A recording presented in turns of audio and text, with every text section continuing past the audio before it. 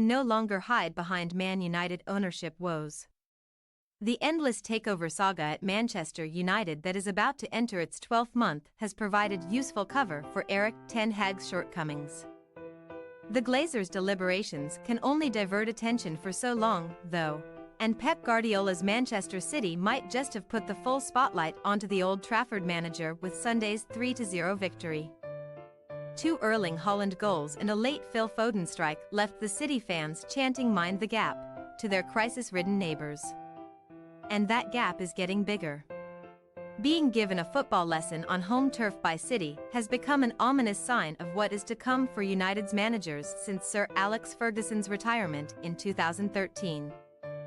A 3-0 defeat to Manuel Pellegrini's City in 2014 hastened David Moyes' departure after less than 12 months in charge, while Ole Gunnar Solskjaer was gone within a month of a supremely one-sided 2-0 defeat to Guardiola's team in 2021. Ten Hag is nowhere near suffering the same fate as Moyes and Solskjaer, but the former Ajax coach is not safe from the sack because of results.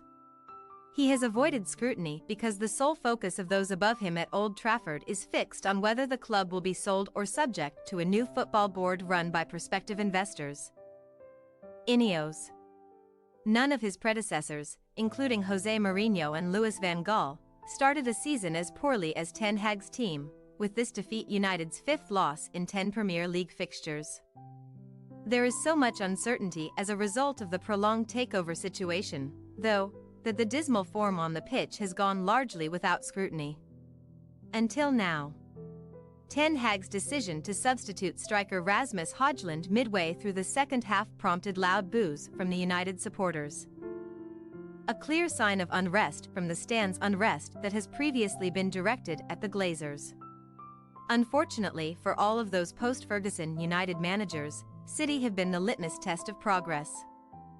And the bar has been set incredibly high. Guardiola has built one of the greatest club teams in history, so measuring up would be a challenge for any team.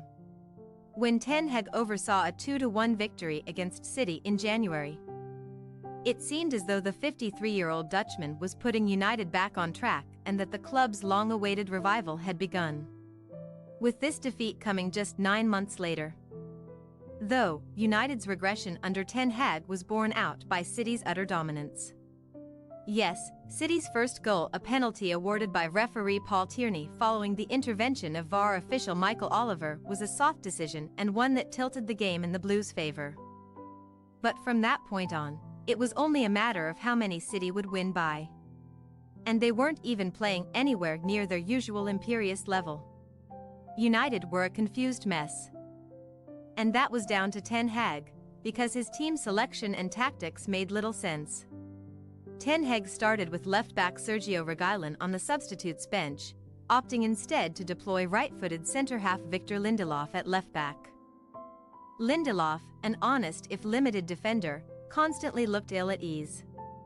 At centre-half, former Real Madrid defender Rafael Varane watched from the bench as Harry Maguire and Johnny Evans were tasked with marking Haaland.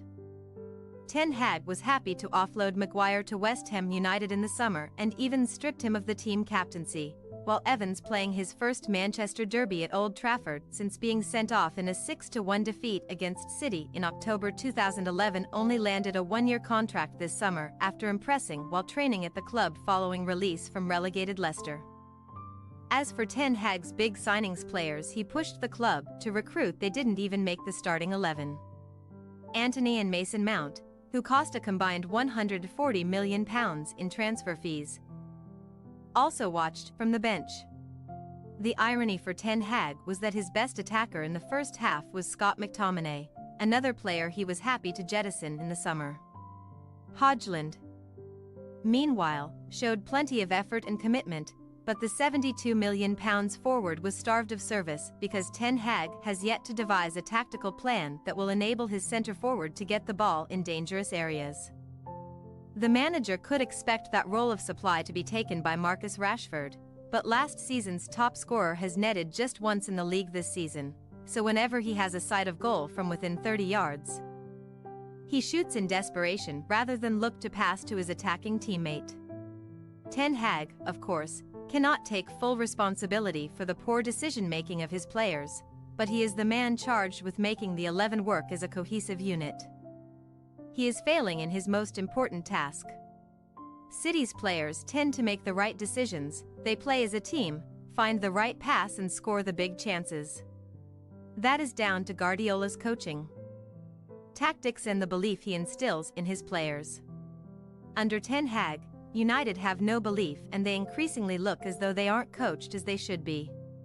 Even the Glazers can't be blamed for that.